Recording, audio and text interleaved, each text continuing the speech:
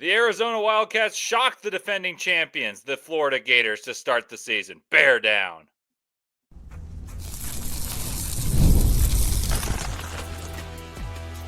You are Locked On Wildcats, your daily podcast on the Arizona Wildcats. Part of the Locked On Podcast Network, your team every day.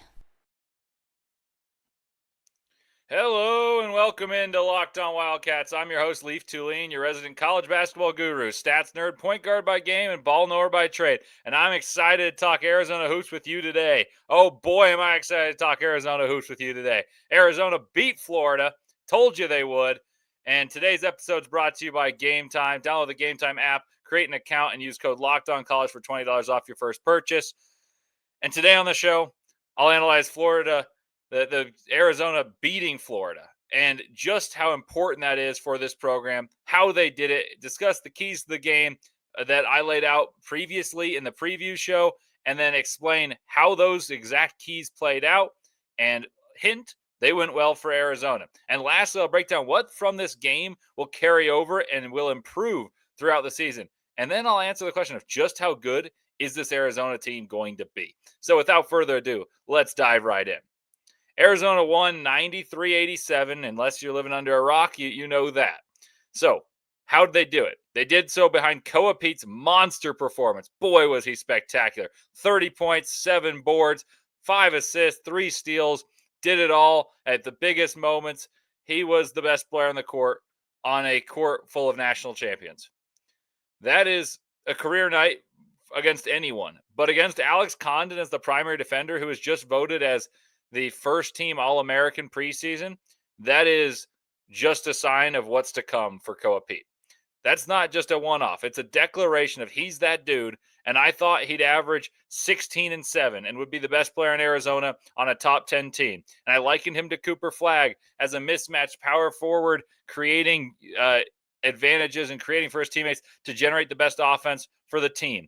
But I was too low on him. I used Cooper Flagg to draw attention to how important Koa Peat would be for Arizona, but I don't think I gave enough praise to what Koa Peat is and was. Like, I've known about Koa Peat, and I've known how good he is for half a decade, maybe more, because his older brother played on Stanford, and I grew up a diehard Stanford football fan. And I want to apologize to Koa Peat. You're unreal, unbelievable, fantastic. Like, that was one of the best freshman debuts I've ever seen, regardless of game. And oh yeah, it was against the defending national champions. Additionally, Jaden Bradley was amazing. Scored 27 points, a lot in a row in crucial moments to pull away from the Gators after they tied it up at 67 apiece and things looked a little tenuous.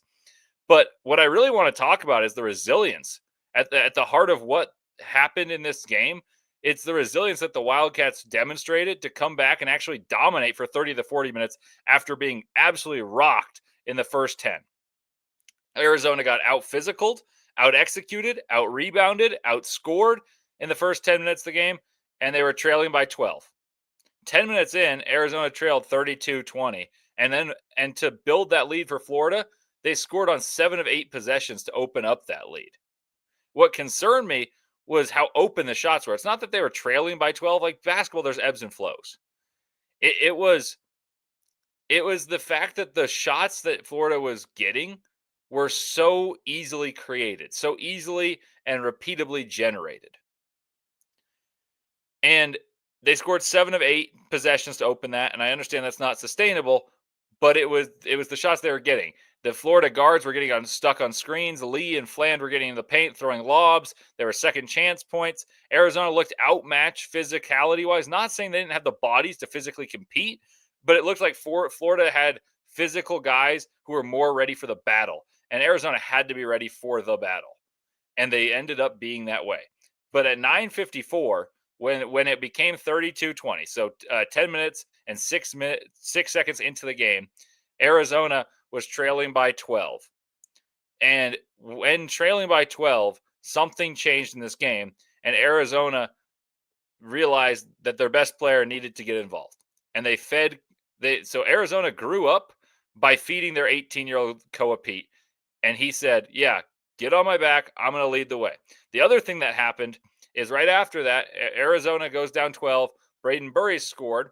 And then Condon picked up a foul, his second, and that's an important note. And then Peat attacked relentlessly and instilled belief in his team that they were better on the interior. And from that juncture forward, Arizona won the game by 16. They were down by 10 once Burries scored. Then Peat scored after Condon went out, trailing by 10 and winning by 6. That's a 16-point advantage from Arizona. And they were the better team by a decent margin for the vast majority of the remaining 30 minutes. The 29 minutes and 30 seconds after Condon went out of the game. Koa went at Chinyelu. He torched him. He went at Handlocked and he torched him. He was beaten up on Condon. And Koa enabled Arizona to play their game, which is scoring a ton at the rim. We talked about this as a key throughout the season before this game happened and in the preview that they're going to score a ton at the basket. But Koa was able to get to the rim in a multitude of ways. He was generating looks out of isolations from the free throw line. He was catching it out of short rolls, making the right decisions, passing as well as scoring. And he was schooling the slower, big-bodied guys just like we imagined he would, except he was even better than I thought. Additionally, Peat began to impose his will on defense as the team switched 1 through 4 with the 5 playing drop coverage, and that really started to irritate the Gators and let the Wildcats' athleticism impact the game. And Koa got a few steals and a few transition baskets out of it. Awaka, by the way, was good in the first half and physically battled Chinyelu, and I think that's going to be something that gets swept under the rug and not noticed much. But I wanted to point that out because in my notes, I noticed Arizona started playing better when he was on the floor in that second half of the first half. So, if you will, if this game was divided into 4 10-minute quarters, the second quarter, Awaka was very good. And he even helped Arizona catch up and lead at the half in rebounding. And that is really important. That was the catalyst for Arizona winning. The attitude and confidence that Peat showed, the chutzpah he had, and he demonstrated when they needed it most, was vital. And I believe really is going to set the tone for the entire season. That's what excites me the most about Arizona. There's a similar juncture in the second half where I felt Arizona went away from Peat and Florida caught up. They played Thomas Houck at the 4 and started building some momentum. And then Jaden Bradley, whom I blamed a little bit for the lull in scoring when they went away from Koa Peat, but then he rebounded by scoring 10 straight for Arizona by doing what he does best. That's going downhill and putting pressure on the rim, getting to his right hand. And he did that time and time again. He and Peat combined for 57, and they'll be formidable all season long. I told you guys I think they're their best 2 players before the season. That's nothing crazy. I didn't reveal anything new there, but this type of performance reveals a lot. Arizona for 30 minutes was better than the defending champs because they had a more clear identity of who they are. And they had a more clear identity of who they are this year than the defending champs did this year because their core is vastly different. I said that on the crossover with Brandon Olson. Arizona knows what they do. They score on the interior. They're going to play fast, and they're going to rely heavily on 2-pointers. You've heard my take on Arizona being a top 10 offense, a top 20 pace team, a top 10 rebounding team. I've said this numerous times with Ryan Hammer. I said it with Brandon Olson. I've said it with Jonathan Shields. All my guests have heard that. Also, I've said it to you guys at home. It seems very, very likely now, having seen the Cats play. Like, I feel absolutely confident in those takes. But what I didn't talk about enough is they scored 50 points in the paint, and out of the 93 points, all but 37 were scored from 2, and 31 of those were free throws. So we'll talk about a little bit of that too. But that's 60% of the points from 2. And if you can do that versus Florida and their size, that means you can score efficiently against anyone because 2-pointers are repeatable. That's another reason I'm extremely bullish. That and a few other reasons are why I'm so bullish, not only about this game, about the interior scoring, but why I'm so bullish on Arizona's season and their chances going forward to make a serious run at a national title. And I have a wildly bold take I think will happen that I kind of teased yesterday on the show, but I now feel confident will happen. But next, we discuss the keys to the game that I laid out and see how Arizona fared.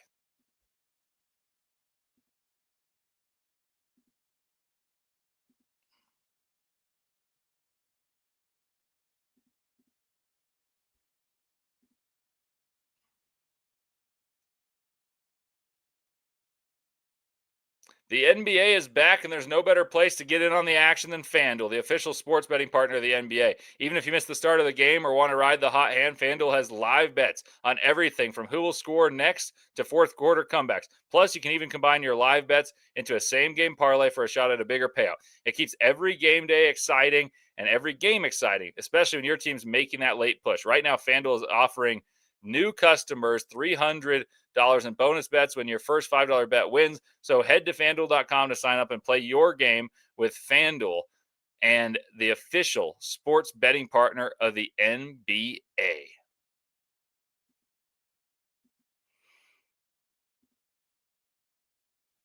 Welcome back to Locked On Wildcats, and boy, did I have a fantastic night. I'm actually recording this in the wee hours of the morning for you guys to listen to this morning.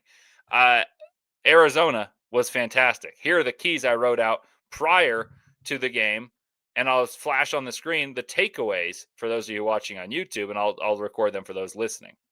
So here they are. My takeaways: Koa Peat, unreal. Arizona won the rebounding battle. Braden Burries looks sped up, but will improve. And 4, the last one, Arizona scored 93 points with just 2 threes. We'll talk about all that coming up and how they are important to revealing how they did in achieving my keys to the game. And I think they hit 3 of the 4 keys. But we'll go back and take that off the screen and tell you about what my keys were and my analysis on them. The keys I wrote out were, and I quote, be even on the glass with Florida or win it, who goes 7 foot, 7 foot, and 6'9" in the front line. Arizona won the battle on the glass by 2, and were up by more than that until very late when Florida had numerous offensive rebounds in desperation time. Like Thomas Houck took 3 times to score a layup, so that was 2 offensive rebounds. They also had one where it was a block and it ricocheted right into Alex Condon's hands. There's another one where Handlocked and got one off of a ricochet. They were ones that were more relevant than others. Let me put it that way. The next key I had, so Arizona achieves that key, the rebounding. That was the number 1 key. The next key I had was lead in fast break points, specifically points off of turnovers or second chance points. Essentially, have the fewest uncontested buckets, because this game I thought was going to be really hard to score on the interior. I thought both teams would try to shoot a ton on the interior, and whoever imposed their will would win. So let's see how that went. Arizona scored 16 points off of Florida turnovers. Florida scored 11 off of Arizona turnovers. Arizona recovered after a kind of ugly start where they were getting sped up and turning it over a lot early to end up winning the turnover battle by 1, committing 1 fewer turnover than Florida. And then Florida was able to win the second chance points. But once again, we have a few that were very late in the game and a little bit less important when chasing the game. And Arizona looked like it had it in the bag. It did get tight at the end. I will admit that. So maybe they were somewhat important, but it felt less important in the grand scheme of things. Arizona did have 1 more fast break point. So overall, I would say that's a check mark for that key as well. I would say they passed that test and are 2 for 2 in my initial keys. The third one was the most important key I wrote. And that was the one I felt the best about Arizona winning and why I figured Arizona was going to win this game. It said, Bradley and Burries have to outplay Fland and Lee. Bradley was the best player on the court at times, certainly the best guard on the court, and at times, like I said, best player on the court for a stretch, but second best player overall in the game behind Koa Peat. And I think he was maybe more impactful during the bigger stretches than a guy named Thomas Houck, whom I absolutely adore as an NBA draft scout and someone who was very, very high on Florida last season. But the reason I was so confident in Arizona winning this game was exactly this key, because I think Florida's guards are playing out of position. And what I mean by that is Fland played as a scoring guard at Arkansas, and it wasn't conducive to winning at all. Like they were better when he was out. He hurt his hand, came back for March Madness and hardly played. But when Arkansas actually made it to March Madness, barely getting in as a 10 seed, it was with Fland out of the game and out for what they thought was going to be the season. And that's no knock at Fland. I think he's a good player. There's a lot of buzz saying he's going to be all SEC. He was projected to the all SEC team. And I think that's more of a tip of the cap to Todd Golden than it is even to Boogie Fland. Fland was fine, but I'm not that confident he's a point guard. Arkansas is better without him, and he's now the distributor when he's typically a shooter. And as for Lee played at Princeton, and so athletically, even though he's athletic, this is a step up athletically, and he was on the ball nonstop at Princeton, always had the ball in his hands, and he shot poorly from deep off the catch. And that's what a huge part of his role is for the Florida team to space for their massive size on the interior and use Flan's speed to create shots for Lee. Didn't happen, right? Like he's got a low, and then the other thing is he's supposed to be the spacer now, but he's got a low release, and his shot was impacted both at the rim and from three numerous times by the length of Arizona. He has a low release and needs time to get the shot off, so I figured Arizona would have a chance to battle back in the 3-point contest of who's going to make more threes. But back to the guards. Like I digress because I love college basketball, not just the Wildcats, but college basketball. Here's how the battle went. Lee went 5 of 17. He did hit 3 threes, but 5 of 17. And Flan went 3 of 9. That's combining for 23 points on 26 shots. And Bradley had 27 points on 14 shots, along with 5 assists and being a very good defender. Burries was bad in this game and was noticeably sped up, which only bodes well for Arizona, which just sounds weird, but like think about it. They won this game against a team like Florida, coming back from behind, and their third leading scorer, at least the one I project to be third leading scorer, was absent from the game. Foul trouble, sped up, turnovers, missed easy ones. And here's the fourth key. It was stay close in the 3-point battle, meaning if Florida is big enough to keep Arizona from scoring as efficiently as they do most of the time against teams in the paint, then they need to hit some threes to supplement the offensive attack. They actually didn't need to, but that was my key. Arizona actually only hit 2 threes, 2 of 5, both by Ivan Karchenkov. Excuse me. I've done too many of these podcasts. Both by Ivan Karchenkov, who, by the way, I'm going to take a victory lap. I told you guys. After the St. Mary's scrimmage, it was abundantly clear he was the best bench player in the game. Like, way better than Aristode, and I thought he was better than Delorso then. And then after Emery-Riddle, I said, there's absolutely no way he doesn't start because he's way better than Delorso, and he provides someone to get rebounds. And I felt very confident I did shorts on this, so I'll take a slight victory lap there. Enough tooting my own horn there, but feel pretty good. Allow me that fun because I also thought Arizona was going to win this game, so I'm celebrating with you guys. Now, so Karchenkov hit the 2 threes, right? And he hit 2 threes. The rest of the team went 0 of 3. That doesn't bode necessarily well. That does matter. We'll talk about that a little bit later. I think that Karchenkov was also vital in this game because he was big enough to battle against Hauk at the 3 position, and he led the team in rebounds with 12 points, 10 boards. Double-double in his first game. Great player. So he hit both the threes. And Florida only went 7 of 27. They lost, Arizona lost that battle because it was 21 points to 6, and they lost by 15. I get the math, but I consider this a draw because 7 of 27 is a bad percentage, and 2 of 5 is good, considering Arizona shot 49% from the field throughout the game, and Florida shot just 3 of 18 in the second half from 3, and 36% as a whole from the field in the second half. I think Arizona, game script wise, wins that battle because they did not allow Florida to hit a lot of threes while they didn't hit many. Arizona was so good in the paint, but Florida didn't double because they're so big that Arizona only really had one good look from 3. I know it wasn't they weren't trying to shoot them, but it was the first 3 of the game that Karchenkov hit from the wing. The second one was skillful, but it was lucky. It was a late heave, and then the Delorso shots I thought were terrible, selfish shots. He took 2 in 1 possession. He took a bunch of shots, and Tommy Lloyd chewed him out, and rightfully so. I thought those were terrible shots, especially when Arizona was starting to get going. And quickly after, Florida made a little mini run of their own. But I say all that to say this. This only bodes well because Arizona scored 93 points with only 5 3-point attempts and 2 makes, with Burries playing poorly. In fact, he was hardly involved at all. And that's just terrifying for other teams because Arizona can improve. And will, because that's easy to improve.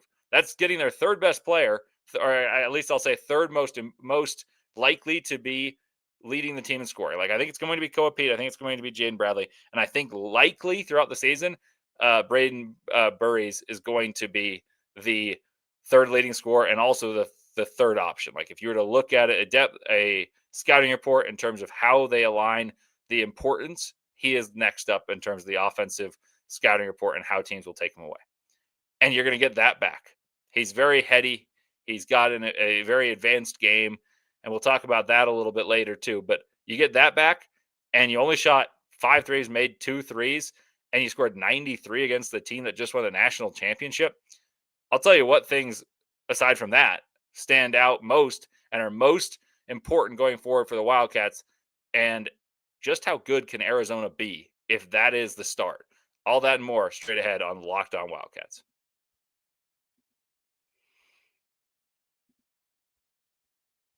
College football's back, and I couldn't be more excited. The tailgates, the rivalries, the energy in the stands, there's nothing like it. But let's be real. Actually getting tickets can feel like more of a battle than the game itself. Endless queues, hidden fees, prices jumping at checkout. That's why I use Game Time, the app that gives the advantage back to the fans. It's the easiest way to score last-minute tickets at best prices with no surprise fees. What you see is what you pay. I pulled up Game Time, and in just a couple taps, I saw amazing deals. I'm talking about your favorite college football games as low as $25. It's faster, it's cheaper, and it's less stressful than any other way I've bought tickets. So take the guesswork out of buying college football tickets with Game Time. Download the Game Time app, create an account, use code LOCKEDONCollege for $20 off your first purchase. Terms apply. Again, that's promo code LOCKEDONCOLLEGE for $20 off. Swipe, tap, ticket, go. Download Game Time today.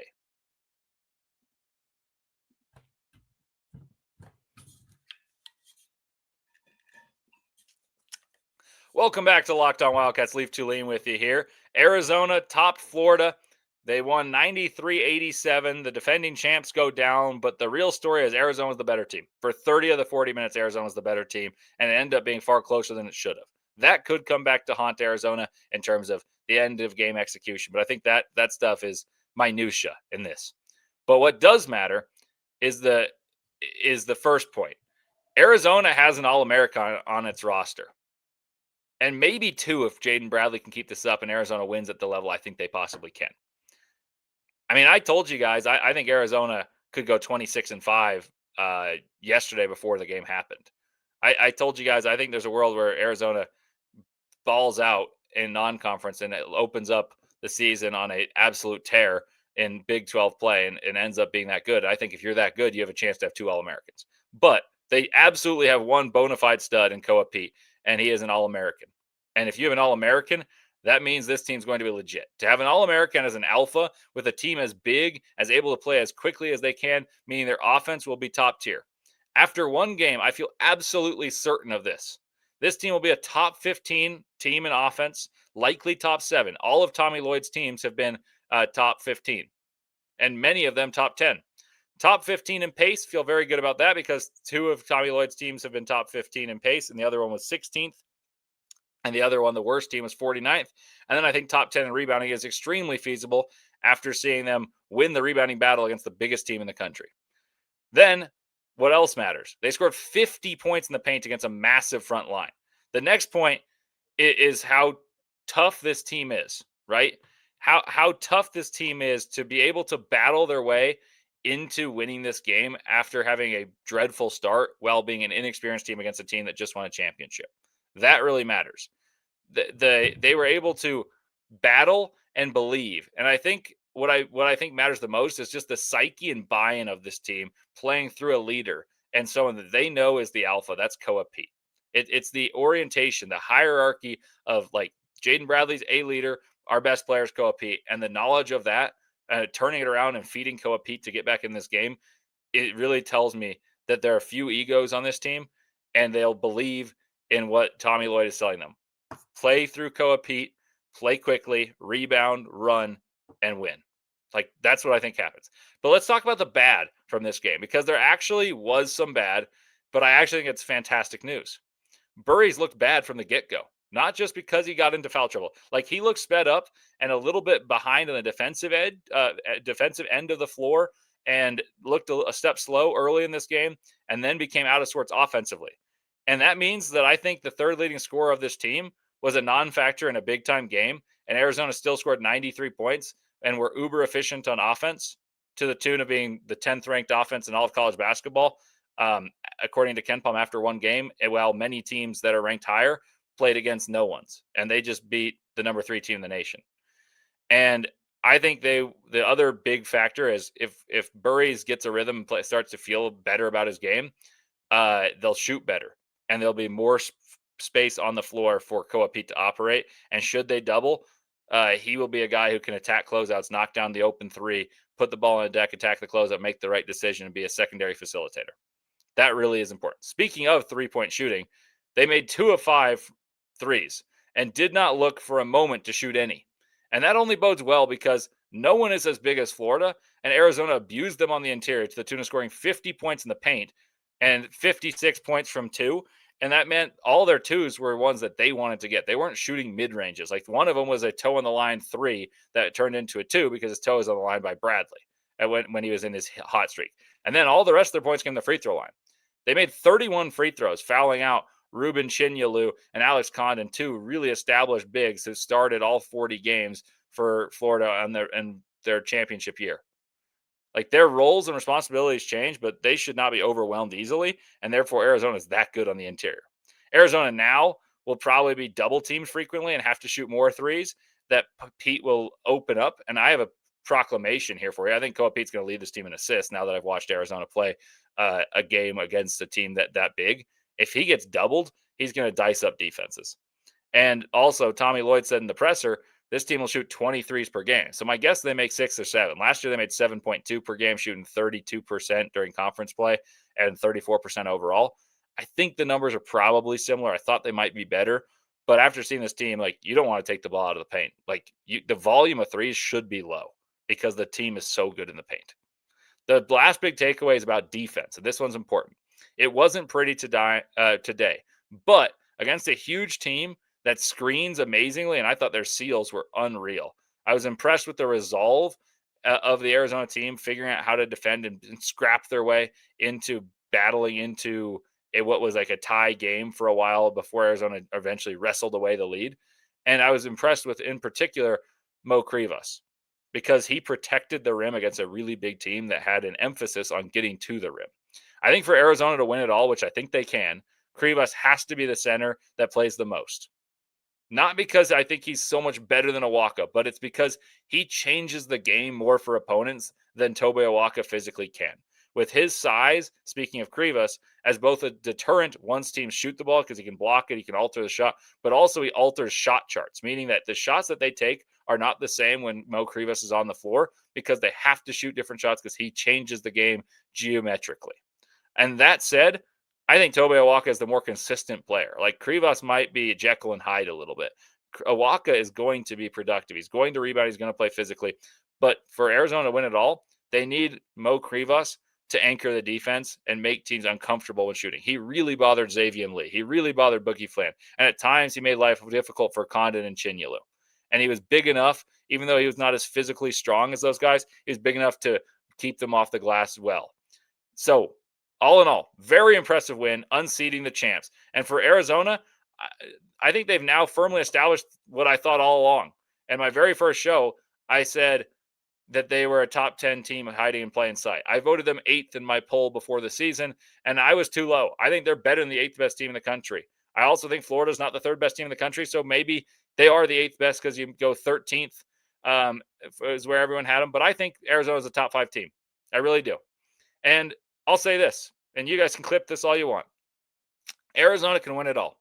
And I think Arizona will be ranked first in the country by January because I think they'll go 11-2 or better in non-conference play, having beaten Florida now. And I said it before then because I picked them to beat Florida.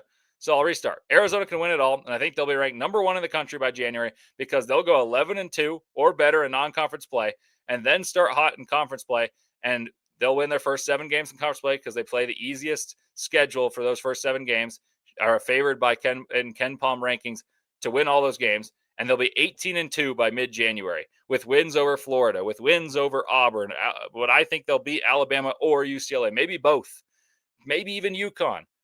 And they'll be 18-2 or so by mid-January with big-time wins. And that is the number 1 team in the country because no one else is going to have that combination of big-time wins early in the season in non-conference and being unscathed in conference play by mid-January. The Wildcats win tonight, and this season's going to be awesome. Those are my 2 final takeaways. Thank you guys for making Locked On Wildcats your first listen today. Thank you for listening all the time. It really means a lot to me. For your second listen, check out Locked On Big 12. Drake Toll breaks down the most exciting conference in college sports, from the rivalries to championships and every game in between. Find Locked On Big 12 on YouTube or wherever you listen to your podcast, part of the Locked On Podcast Network, your team every day.